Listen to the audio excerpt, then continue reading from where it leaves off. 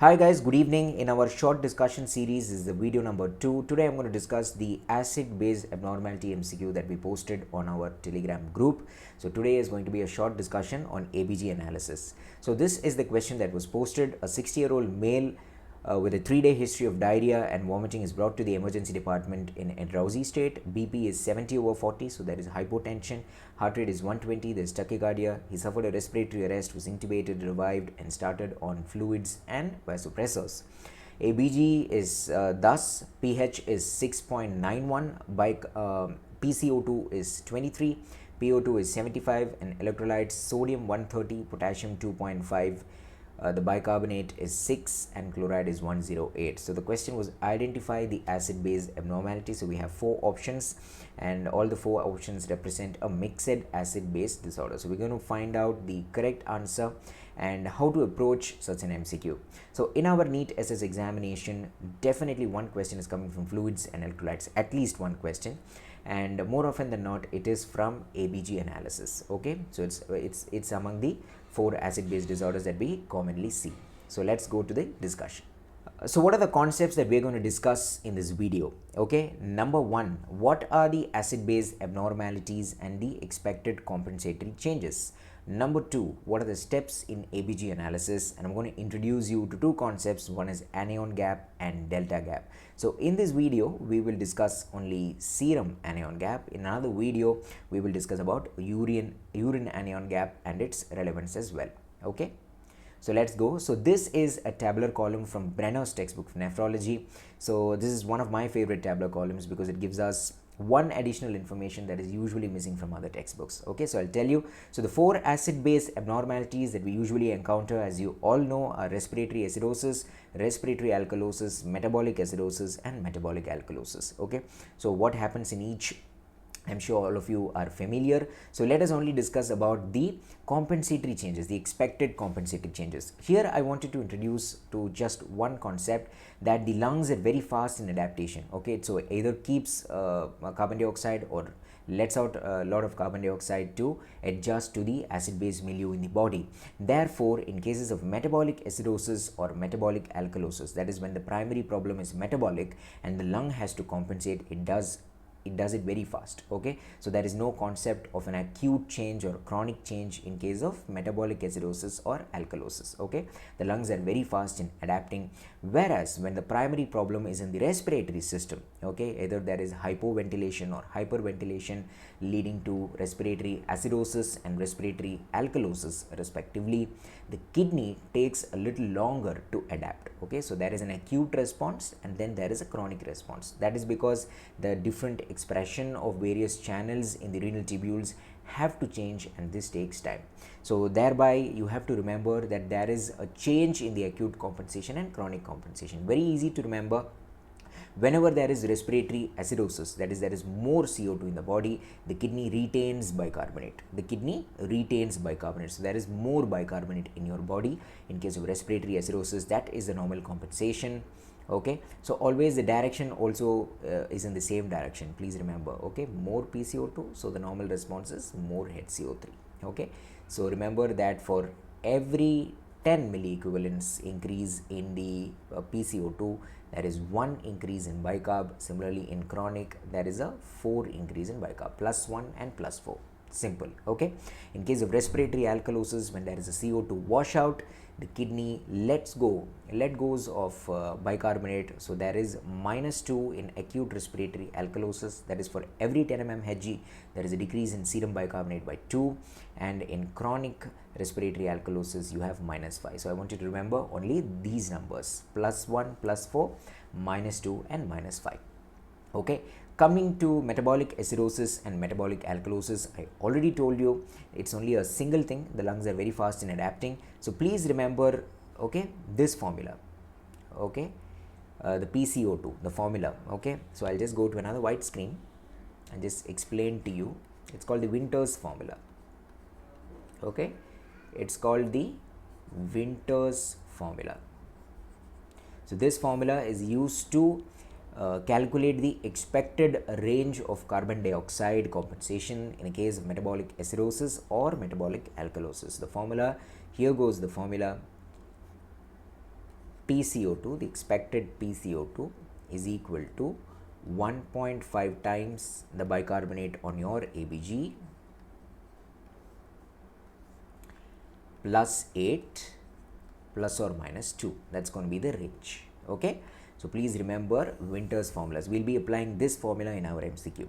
PCO2 is 1.5 times the bicarbonate plus 8 plus or minus 2. There's a shortcut where you do 15 plus your bicarb to achieve the approximate PCO2. That's okay on a day-to-day basis, but for MCQs, please use this formula. PCO2 is 1.5 times the bicarb on your ABG plus 8 plus or minus 2. So going back to this tabular column. So the other thing, the very special part of this tabular column, why I told you it's my favorite, is because in Harrison or in Fee-Halley, you do not have this last column called limits of compensation. Okay, I hope there's an MCQ on this because it's my favorite. You need to know that the body has its limits. It cannot go on compensating. Okay, for example, let's take this example. In a case of metabolic acidosis, where you expect your lungs to push out more CO2, okay, so that the acidosis is balanced. Okay, you excrete acid in the form of carbon dioxide through expired air. It doesn't that as the acidosis goes severe, it's not like the CO2 is going to come down and then reach zero. It's not like that. Okay, so the limit of compensation is 15 mmHg. So it's very unlikely for you to see PCO2 less than 15 on an ABG. Okay, please remember that. Similarly, in a case of metabolic alkalosis, when you expect your body to hold back carbon dioxide so that you can balance, the limit of compensation is 55. So it's unlikely in a normal case, in an ABG, in a metabolic alkalosis, for your PCO2 to rise above 55. So that is the limit of compensation. Okay, so 15 and 55, please remember that. Okay, similarly, in cases of respiratory acidosis and respiratory alkalosis, you have your limits of compensation. I'll let you read that: 38 and 45, 18 and 15. Okay, so please remember that limits of compensation, another concept that I wanted you to get introduced to. So let's go to analyzing the ABG. What are the steps? So this is from Harrison. This is more than good enough. It's brilliant. So number one, you get electrolytes on ABG as well as serum. Okay, simultaneous serum electrolytes are also very important to verify the veracity of the ABG. Okay, if the ABG is correct. Okay, so generally in practice also, for quick decisions we do rely on the ABG electrolytes. Okay, but more often than not we try to verify it on the serum also. Okay, serum electrolytes very important. So that's step number 2, compare bicarbonate on the ABG and the serum electrolytes to verify the accuracy. Number 3, calculate the anion gap. Okay, and correct it to a normal albumin concentration. So what is anion gap? So I'll introduce you to that concept, anion gap. So as I told in this video, we'll discuss only serum anion gap. So anion gap is sodium minus the addition of bicarbonate and chloride. Very simple formula. I'm sure you already know this. So anion gap, and for every drop 1 gram from the normal value of 4.5, or in some books it's 4.1, you add plus 2.5 to this anion gap. Okay, to give you a quick example, suppose your calculated anion gap is 15, okay, and you have an albumin of 2.5, okay, which means there is a decrease of 2 grams. Considering 4.5 to be normal, or 4.1 in some textbooks, there is a decrease of 2. So you add 2 into 2.5, okay, which is 5. So your corrected anion gap is going to be 20. I hope you are clear with the concept. For every 1 gram drop in serum albumin concentration, you have to add 2.5 to your calculated anion gap to get the corrected anion gap. Okay, so going back, and point number 4 and 5, okay, so you have to remember the important causes of anion gap and non-anion gap metabolic acidosis. So what is the normal anion gap? We forgot to discuss that. So the normal range is 10 plus or minus 2. Okay, and usually while calculating the delta anion gap, you usually do it as anion gap minus 12. You consider it as 12. Fine.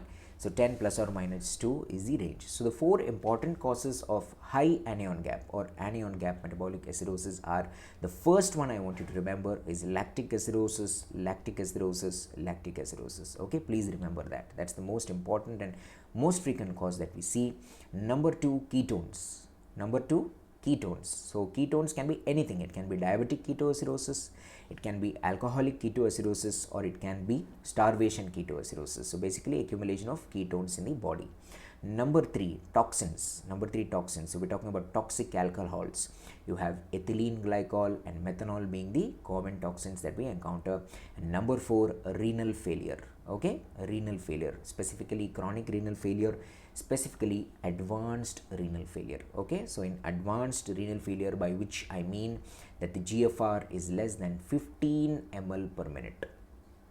Okay, when the GFR is less than 15 ml per minute, you expect a high anion gap or an anion gap metabolic acidosis, whereas when GFR in earlier stages of CKD, you more often than not expect a non-anion gap or normal anion gap metabolic acidosis. Okay, and what are the 2 common causes of hyperchloremic or non-anion gap metabolic acidosis? One is renal tubular acidosis, when the kidney is at fault. We will discuss it in another video. And number 2, when there is a extra renal loss of bicarbonate, so that is diarrhea and vomiting, more often diarrhea. Okay, so that is an extra renal loss of bicarbonate, or when there are any urethral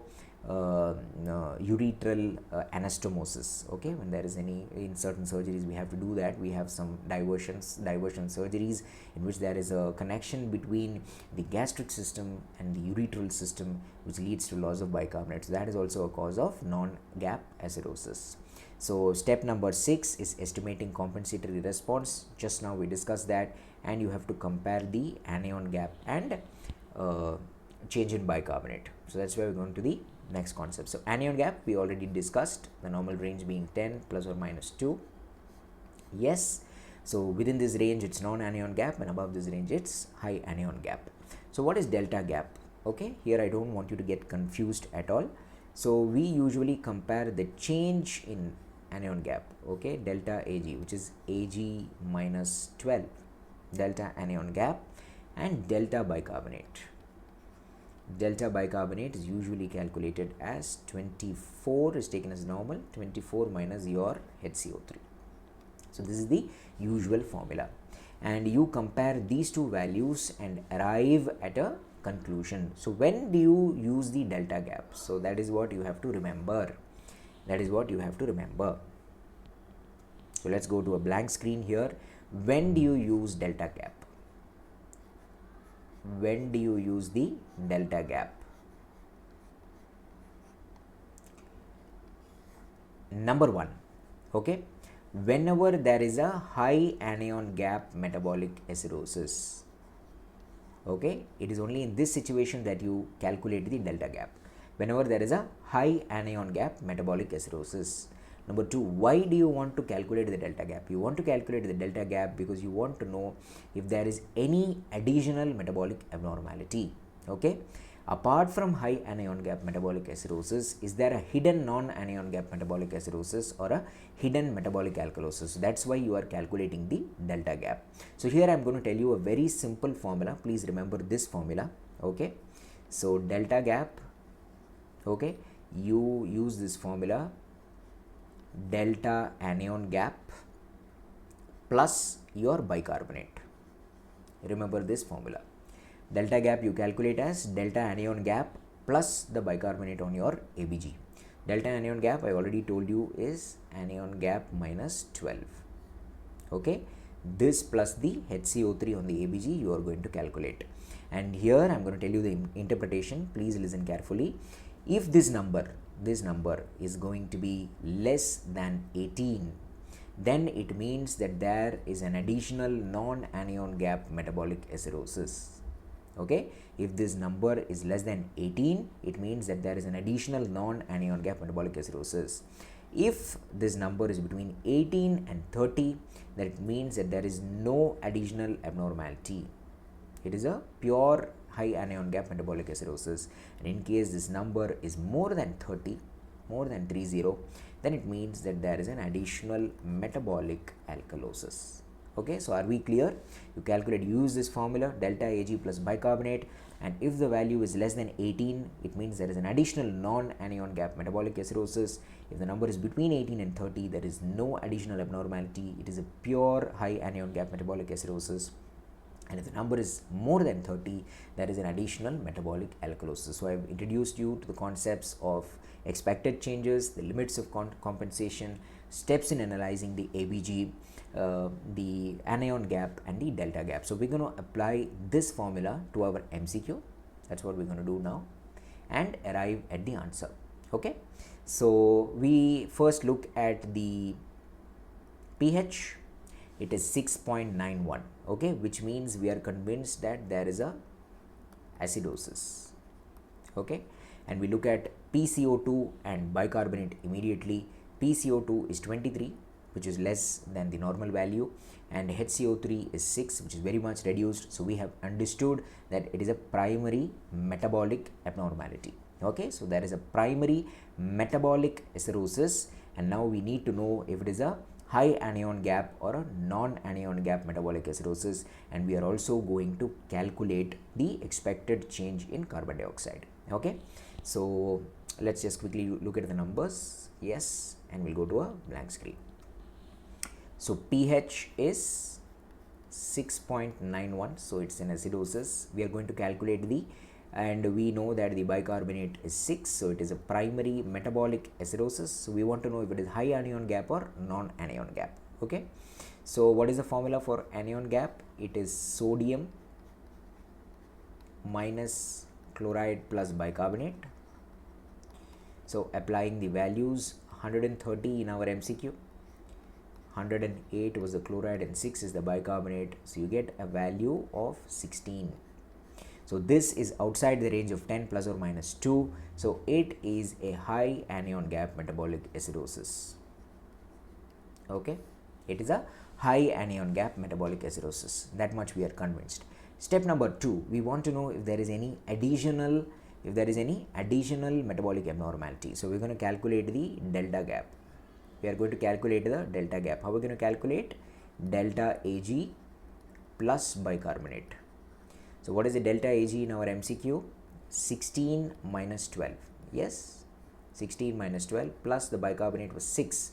So it is 4 plus 6, it is 10. So this number is less than 18, which means there is an additional non-anion gap metabolic acidosis. As simple as that.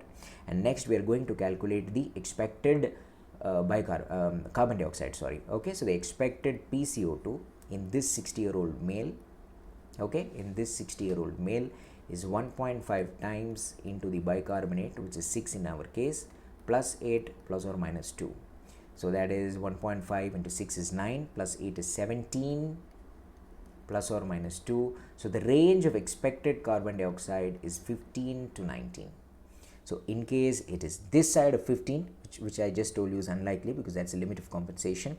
So if it were this side, then it means that there is an additional respiratory alkalosis, or if it is more than 19, it means that there is an additional respiratory acidosis. As simple as that. So it's uncompensated. There is an additional respiratory acidosis. So what was the value? The value in our ABG is 23. It means that there is an additional respiratory acidosis. So that's the importance of calculating the expected compensation. So there is an additional respiratory acidosis because it is outside the calculated range. So the answer to our MCQ, going back, okay, is option number C. There is an anion gap acidosis, there is an additional non-anion gap acidosis, and there is a respiratory acidosis. So it's a triple acidosis. Okay, so analyzing in a case scenario, so this calculation is one part. We also have to analyze it in the context. Okay, so I told you that the most important cause for high anion gap metabolic acidosis is lactic acidosis. So this patient has hypotension. Okay, so it is a state of, he's in shock. There is a state of reduced global perfusion. So that will cause lactic acidosis. So that must be the reason for his anion gap acidosis.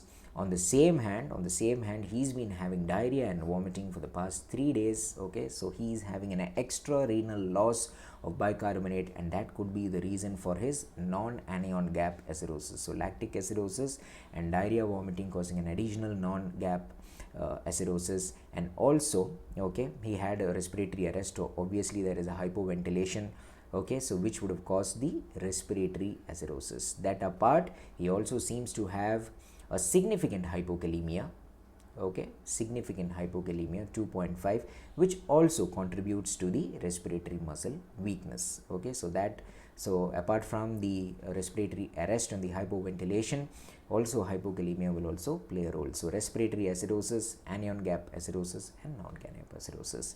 Okay, so I hope you learned some